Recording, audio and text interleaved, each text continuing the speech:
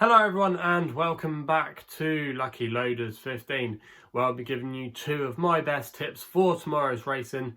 Now before we get stuck into that, quickly just want to recap on how our selections have performed today.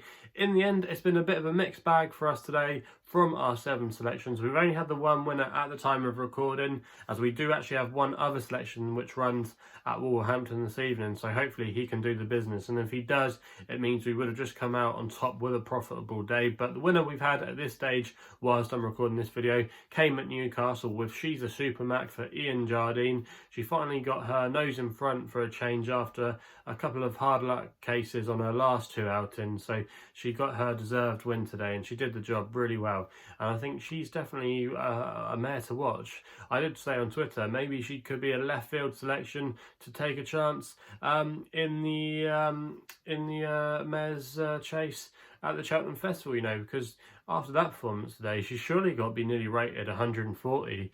And to me, she just keeps improving, you know, and who knows who's going to turn up in that race. But if she was 50 or 66 to 1, I would probably have a few quid as a wild fancy each way. I think she still might have a little bit more to come, but some of you probably think I'm absolutely barking mad there. However, away from that, yeah, we did have a few disappointments. The only other good thing of note was Salty Boy, who was able to get the each way money as my long shot of the day, advertised at 14 to 1 last night and finished in 3rd place in the end. And I think he's going to really relish going up even further in trip. I think he wants a really long marathon trip. Maybe a race like the Classic Chase would be interesting for him at Warwick in January, so keep him in your trackers there if he did go there, or maybe they might try him at a race like the Ida. Who knows where he'll be going, but I think he's a really interesting horse still, and he's not one to give up on just yet. So that's Salty Boy there.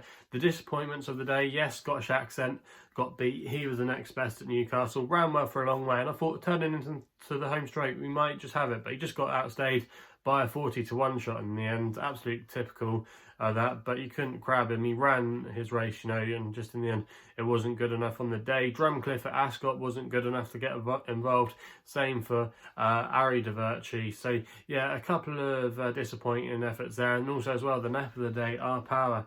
In the end, it was a bit of a messy race, and sometimes I find Haydock an absolute enigma as a track to work out. It's always, I think, it can be really hard going there sometimes. Sometimes you get it right, sometimes you don't, but we just didn't get it right today with Our Power. But if Kick On wins at Wolverhampton, we would have just scraped out with a little bit of profit. And fingers crossed he does the business for us later on tonight at Wolverhampton. So enough of talking about that then. Let's get into the tips for tomorrow's race and what you all want to know. I'm actually going to be going for a bit of jumps action tomorrow with my nap in the 250 at Fakenham. Now I'm going to be going with a horse here for Ben Case and Harry Bannister called Princess Roxy. You can currently back this horse at the time of recording with William Hill at 13 to 8. Now this horse I think is quite fairly treated off a mark of 95. Was dropped £1 for its last run actually when finishing in 5th place at Uttoxeter, but she was taking on the boys that day and she ran a fairly credible race against some decent rivals for the grade. Now she's slipping into mares only company tomorrow, which I think will really help her. And if you actually go back for her form, her penultimate start saw her finish in 3rd place at Banger on D, where she was running off a £4 higher mark there, and the form of that race has worked out really well because Venetia Williams' horse Capca de Lilly has gone on to win her next 2 starts at Chepstow and Hereford, so that looks like a particularly strong form line. So you have to say off a mark of 95 she looks very well treated, and the favourite for this race at the time of recording was Kim Bailey's runner. I think it's called Miss Gemstone, and to me she's got a few question marks over her, and I'd rather be siding with Princess Roxy, and we get quite a bit of weight from her tomorrow as well, so that's again another positive, and that's going to help the cause. And Ben Case as well, a good trainer in my opinion, does well with his small team of runners and does particularly well with mares.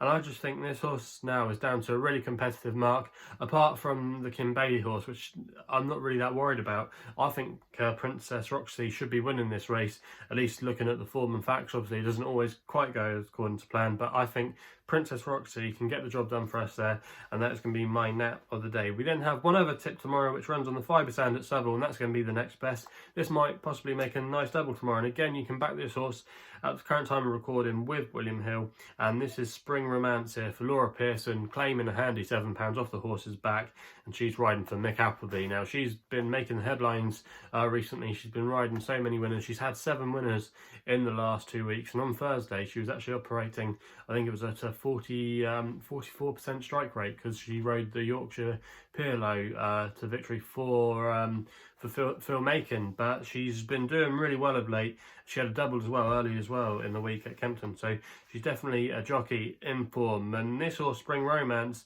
has been in good form as well for a trainer, Mick Appleby, who we always know farms the all-weather season, but he's been in really good form, and so is this horse, Spring Romance, because this horse is coming in here after a couple of wins recently at Southwell, which is really going to help.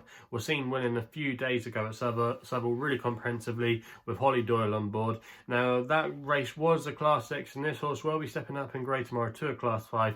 But I that doesn't worry me, because sometimes I just think these horses that just take to this surface because it's unique, and we are going to be losing the fibre stand. We're going to be getting to Peter, I believe, at Southwell next year, so we're going to lose it. But the horses that run on the fibre stand, they normally run their best races here, and sometimes they can run off what really looks like a really low mark compared to what their actual mark could be on this surface. Sometimes it could be a little bit higher, and then elsewhere they're not quite running to that mark. So definitely think it's a really good angle in here, and with the £7 as well that Laura's claiming, this horse I think still quite well in really. And for me, even though it is a class grade, she should take all the beating here, and I think we'll follow up another win, and we'll hopefully rack up the hat trick. Just really sweet on this horse tomorrow.